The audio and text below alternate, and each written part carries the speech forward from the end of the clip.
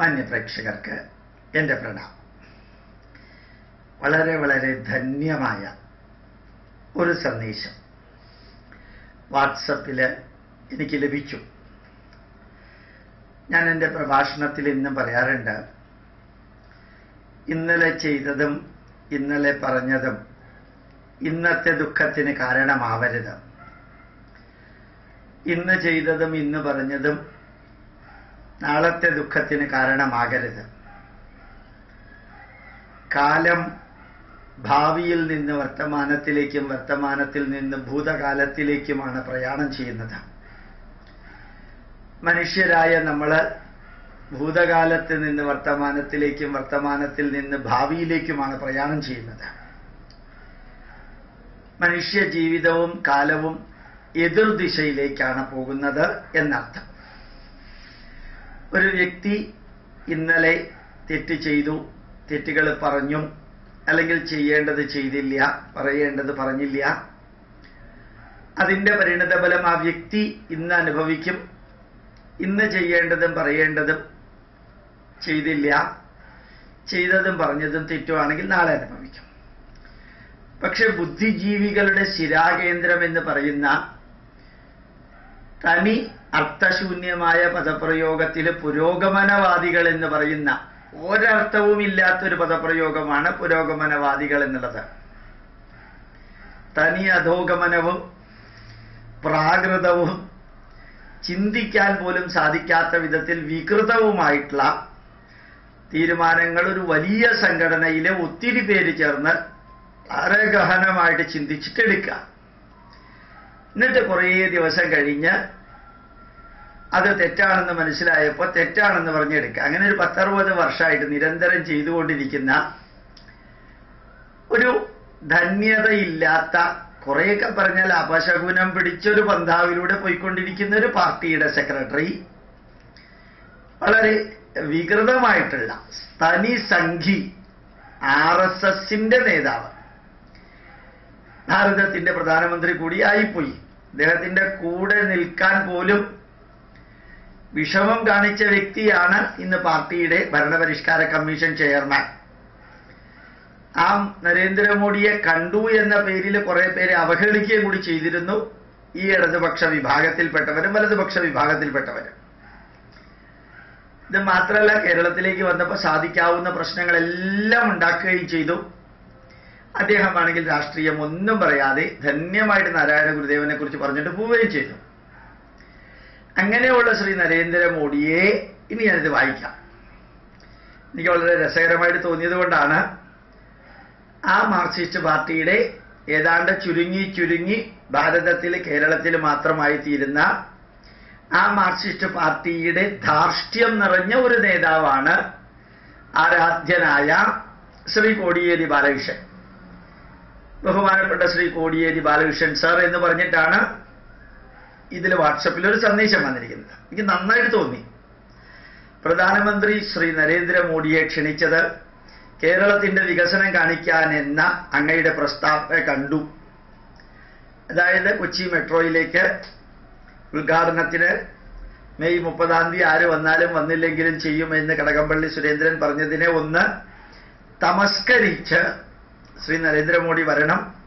അദ്ദേഹത്തിനെ വരുത്തുന്നത്, സംഘീയായ നരേന്ദ്രമോദിയെ വരുത്തുന്നത്, പ്രധാനമന്ത്രിയായ നരേന്ദ്രമോദിയെ വരുത്തുന്നത് കേരളത്തിന്റെ വികസനം കാണിക്കാനാണ്. ഒരു വർഷത്തെയാണോ അല്ല ഇത്രയും കാലം നടന്നതാണോ എന്ന് അറിഞ്ഞുകൂടാ. ഇനി അവരുടെ കമന്റിനെ കുറിച്ച് നോക്കാം. പാലം വന്നാൽ തോണിക്കാരന്റെ പണി പോകും എന്ന് പറഞ്ഞ് പാലം വരുത്താതിരുന്നവരാണ് നിങ്ങൾ. കമ്പ്യൂട്ടർ വന്നാൽ ടൈപ്പ്റൈറ്ററുടെ പണി പോകുമെന്നൊക്കെ പറഞ്ഞ് സമരം നടത്തിയ ടീമല്ലേ താങ്കളുടേത്? ചോദ്യം. എന്റെ ബാലകൃഷ്ണൻ സാറേ, താങ്കളും താങ്കളുടെ പാർട്ടിയും ആ അന്ധകാര കൊടിയും ഈ നാട്ടിൽ ഇല്ലായിരുന്നു എങ്കിൽ നമ്മുടെ നാട്ടുകാർക്ക് അറബിയുടെ ഒട്ടകത്തെ മേയ്ക്കേണ്ട ഗതി ഉണ്ടാകുമായിരുന്നോ? നല്ല ചോദ്യമാണ്. നമ്മുടെ യുവാക്കൾക്ക് യൂസഫ് അലിയുടെ വീടിന് മുമ്പിൽ ബിരുദാനന്തര ബിരുദ കടലാസും എഞ്ചിനീയറിംഗ് പാസ്സായ സർട്ടിഫിക്കറ്റുമായി ലുലു മാർക്കറ്റിൽ ജോലി കിട്ടാൻ ക്യൂ നിൽക്കേണ്ട ഗതികേട് ഉണ്ടാകുമായിരുന്നുവോ? അടുത്ത പോയിന്റ്, നല്ല നിലയിൽ പ്രവർത്തിച്ചു പോരുന്ന കേരള സോപ്സ് കമ്പനിയെ താഴിട്ട് പൂട്ടിച്ച് കൂട്ടിച്ചതാരാണ്? ബാലകൃഷ്ണൻ സാർ എന്നുവെച്ചാൽ കോടിയേരി ബാലകൃഷ്ണൻ സാർ. നോക്കുകൂലിയും പറഞ്ഞ് കൊച്ചി മെട്രോക്കെതിരെ സമരം നടത്തിയതാരാണ്? ഉദ്ഘാടനം ചെയ്യും എന്ന് പ്രഖ്യാപിച്ച ആ കടകംപള്ളി സുരേന്ദ്രന്റെയും മോഡിയെ ഉദ്ഘാടനത്തിന് കൊണ്ടുവരുന്നത് നമ്മുടെ വികസനം കാണിക്കാനാണെന്ന് പറഞ്ഞ നിങ്ങളുടെ തന്നെ പാർട്ടിയല്ലേ എന്നർത്ഥം. കെട്ടുതാലി പണയം വെച്ച് ആരെങ്കിലും ഇന്നാട്ടിൽ വ്യവസായം തുടങ്ങിയാൽ അന്ധകാരക്കൊടി നാട്ടി അതൊക്കെ കെട്ടുകെട്ടിച്ചതാരാണ് എന്നുകൂടി ഒന്ന് ചിന്തിക്കാൻ. ഇന്നലെ ചെയ്തതും ഇന്നലെ പറഞ്ഞതും. കോൺഗ്രസ് സ്ഥാനാർത്ഥിയായി മത്സരിച്ചതിന്റെ പേരിൽ കണ്ണൂരിലെ ആയുർവേദ ഡോക്ടറെയും അവരുടെ ആശുപത്രിയെയും പൊളിച്ചടുക്കിയത് CPM-കാരല്ലേ കോടിയേരി സാറേ? വീഗാലാൻഡ് വന്നപ്പോൾ അതിനെതിരെയും നിങ്ങൾ സമരം നടത്തിയില്ലേ? വിഴിഞ്ഞം തുറമുഖത്തെ നഖശികാന്തം എതിർത്തത് അന്നത്തെ പ്രതിപക്ഷ ഉപനേതാവ് ആയിരുന്ന താങ്കളല്ലേ? കണ്ണൂർ പാപ്പിനിശ്ശേരിയിലെ പാമ്പ് വളർത്ത കേന്ദ്രത്തിന് തീയിട്ടത് അങ്ങയുടെ പാർട്ടിയല്ലേ?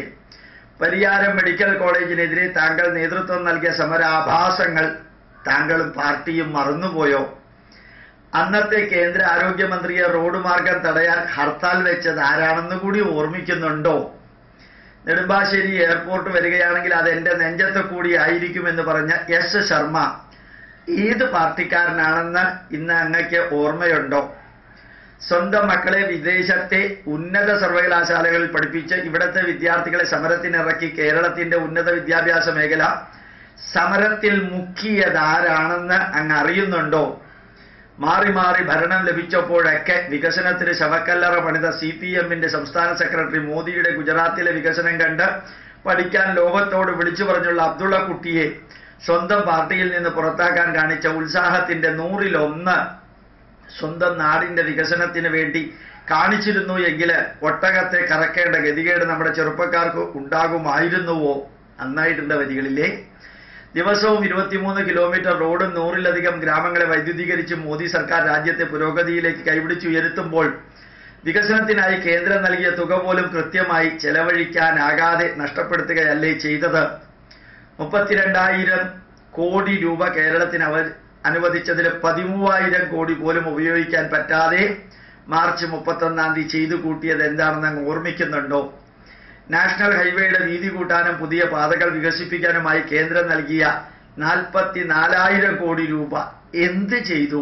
അത് എവിടെ പോയി കോടിയേരി ബാലകൃഷ്ണൻ സാറേ?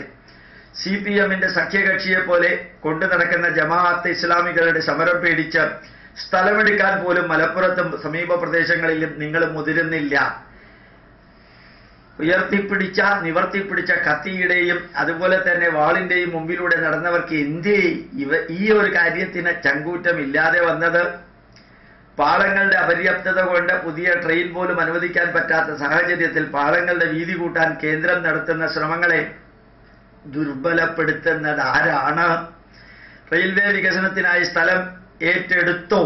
വാജ്പേയി സർക്കാർ അനുവദിച്ച കൊച്ചി LNT ടെർമിനൽ പദ്ധതി 1 ഇഞ്ച് പോലും മുന്നോട്ട് പോയോ? നരേന്ദ്രമോദി മുഖ്യമന്ത്രിയായിരുന്ന കാലത്ത് ഗുജറാത്തിലും അതേസമയം കേരളത്തിലും അനുവദിച്ച ഗെയിൽ ഗ്യാസ് ലൈൻ പദ്ധതി കേരളത്തിലിപ്പോ എന്തായി, ഗുജറാത്തിലിപ്പോ എന്തായി എന്നൊന്ന് ചിന്തിക്കുക. പ്രവാസികളുടെ പണവും മദ്യ ലോട്ടറി വരുമാനവും ദേവസ്വം അമ്പലങ്ങളിലെ വഴിപാട് തുകയും അല്ലാതെ ഈ സംസ്ഥാനത്തിന് സാമ്പത്തികമായിട്ട് എന്താണ് ഉള്ളത്? അഥവാ ഉണ്ടാക്കാൻ ശ്രമിച്ചതിനെയൊക്കെ നിങ്ങൾ എങ്ങനെയാണ് നേരിട്ടത്? ഇവിടങ്ങളിൽ നിന്നും ലഭിക്കുന്ന പണമല്ലാതെ ഈ സർക്കാരിന് വേറെയൊരു വരുമാന മാർഗമുണ്ടോ? സംസ്ഥാന സർക്കാർ പണം മുടക്കി അതിൽ നിന്നും വരുമാനം നേടുന്ന ഏതെങ്കിലും വികസന പദ്ധതി ഉണ്ടോ ഈ നാട്ടില്? പ്രകൃതി നൽകിയ ടൂറിസം സാധ്യത പോലും പ്രയോജനപ്പെടുത്തുന്നതിൽ ഈ സർക്കാർ പരാജയപ്പെട്ടില്ലേ? അങ്ങ് ടൂറിസം മന്ത്രിയായിരുന്ന അച്യുതാനന്ദൻ സർക്കാരിന്റെ കാലത്തല്ലേ ടൂറിസം മേഖല തകർന്നടിഞ്ഞത്? 44 നദികൾ കൊണ്ട് സമ്പന്നമായ നാട്ടിൽ കാർഷിക മേഖല കരിഞ്ഞുണക്കിയതാരാണ്? മഴക്കെടുതി മുന്നിൽ കണ്ട കുട്ടനാട്ടിലെ കർഷകർ കൊയ്ത്തുയന്ത്രത്തിനായി ശ്രമം നടത്തിയപ്പോൾ അത് തടസ്സപ്പെടുത്തി കൃഷി നശിപ്പിച്ച മന്ത്രിസഭയിലെ ആഭ്യന്തരമന്ത്രി ആയിരുന്നില്ലേ അങ്ങ്? ലാവ്ലിൻ കരാറിലൂടെ വൈദ്യുതി മിച്ചം വരുത്തേണ്ടതിന് പകരം ലാവ്ലിൻ പണം കൊള്ളയടിച്ച് അഴിമതി വീരനെ കേരളത്തിന്റെ മുഖ്യമന്ത്രിയായി പ്രതിഷ്ഠിച്ച വികസനത്തെക്കുറിച്ച് വാചാലനാകുമ്പോൾ 3.5 കോടി ജനങ്ങൾക്ക് മുമ്പിൽ താങ്കൾ സ്വയം പരിഹാസനാവുകയാണോ? സ്വയം ചിന്തിക്കുക. നബാർഡിൽ നിന്നെടുത്ത വായ്പയും കേന്ദ്രം നൽകുന്ന നികുതി വിഹിതവും ഇല്ലെങ്കിൽ കുത്തുവാളയെടുക്കുന്ന സംസ്ഥാനത്ത് 182 കോടി കേന്ദ്ര സഹായത്തോടെ മെട്രോമാൻ ഈ ശ്രീധരന്റെ നിശ്ചയദാർഢ്യത്തിന്റെ ഫലമായി കൊച്ചി മെട്രോ പൂർത്തിയായാൽ രാജ്യത്തിന്റെ പ്രധാനമന്ത്രിയെ വിളിക്കേണ്ടതൊക്കെ സാമാന്യ മര്യാദയാണ്. ആ സാമാന്യ മര്യാദ കാണിക്കുന്നതിന് പകരം വികസനത്തിന്റെ അംബാസിഡർ എന്ന് ലോകം വിളിപ്പേരിട്ട നരേന്ദ്രമോദിയെ പരിഹസിക്കാൻ ഇറങ്ങിത്തിരിച്ചാൽ അത് കേരളത്തോട് ചെയ്യുന്ന കൊടും പാതകം തന്നെയാകുമെന്ന് അങ്ങ് ഓർമ്മിക്കുന്നുണ്ടോ? സകലമാന പരിപാടികളും ഉപേക്ഷിച്ച് പുറ്റിങ്ങൽ ദുരന്ത ഭൂമിയിൽ നേരിട്ടെത്തി കേരളത്തിന്റെ മുറിവുണയ്ക്ക നരേന്ദ്രമോദിയോട് മനസാക്ഷി മരവിക്കാത്ത കേരളീയ സമൂഹം എന്നും കടപ്പെട്ടിരിക്കുന്നു. അങ്ങയുടെ പാർട്ടിക്ക് അതിനെക്കുറിച്ച് എന്താണ് ചിന്തിക്കാനുള്ളത്? താങ്കളെ പോലുള്ള വികസന വിരോധികളുടെ ആട്ടിൻതോൽ എന്നെങ്കിലും അഴിഞ്ഞു വീഴും. അന്ന് ബംഗാളിലേതുപോലെ കേരളത്തിലും അങ്ങയുടെ പാർട്ടിക്ക് മ്യൂസിയത്തിൽ ഒരിടം ലഭിക്കും. കടപ്പാട് ഫേസ്ബുക്ക്. ആരാ എഴുതിയെന്നില്ല, പക്ഷെ വളരെ രസം തോന്നിയതുകൊണ്ട് ഞാൻ പറഞ്ഞു എന്ന് മാത്രമേ ഉള്ളൂ. എനിക്ക് ഇത്രയും അടുക്കും ചിട്ടയോടുകൂടി എഴുതിയ ഒരു ലെറ്റർ കണ്ടപ്പോൾ അത് നമ്മുടെ രാഷ്ട്രവുമായിട്ട് ബന്ധപ്പെട്ടതായതുകൊണ്ട്, നമ്മുടെ രാഷ്ട്രത്തിന്റെ വികസനവും മുന്നേറ്റവും അത് തടയപ്പെടുന്നതും അത് നിരാകരിക്കപ്പെടുന്നതും അതിൽ പശ്ചാത്താപമില്ലാതെ വൈരുദ്ധ്യാധിഷ്ഠിത അവസരവാദത്തിലൂടെ ഒരു പാർട്ടി മുമ്പോട്ട് പോവുകയും ധാർഷ്ട്യത്തോടുകൂടിയും വികൃതമായിട്ടും ചെയ്ത തെറ്റുകളൊക്കെ ന്യായീകരിക്കലും പച്ചക്കള്ളം പോലും സത്യമെന്ന രീതിയിൽ പറയുകയും ഒക്കെ ചെയ്യുന്നതിന് ഇത്രയും അടുക്കും ചിട്ടയോടുകൂടി ഇത് എഴുതിയത് കണ്ടപ്പോൾ വളരെ സന്തോഷം തോന്നി. അതുകൊണ്ടാണ് ഞാൻ വായിച്ചത്. വേറെ ദുരുദ്ദേശമൊന്നുമില്ല. ഇനിയെങ്കിലും അവര്, പ്രത്യേകിച്ച് ആരാധ്യനായ കേരള മുഖ്യമന്ത്രിയുടെയും ജന്മദിനാണ്. അദ്ദേഹം മന്ത്രിസഭ പ്രതിഷ്ഠിച്ചതിന്റെ 1ാം വാർഷികമാണ്. ഇനിയുള്ള 4 വർഷമെങ്കിലും ഇതുപോലെയുള്ള അബദ്ധം സംഭവിക്കാതിരിക്കാൻ ശ്രമിക്കാം.